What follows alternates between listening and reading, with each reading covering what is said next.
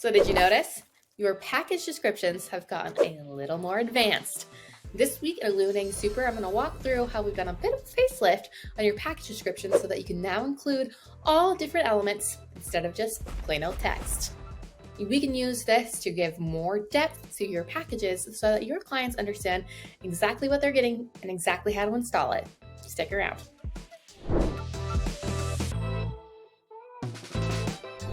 Now, when you go to edit the details in your package, you'll notice that you have the ability to add in images, rich media, including videos or iframes like a scribe, Excels, table contents, etc. Why this is so great though for you as a partner is that you now have the ability to add in step-by-step instructions on how to utilize the package that you're giving to your clients.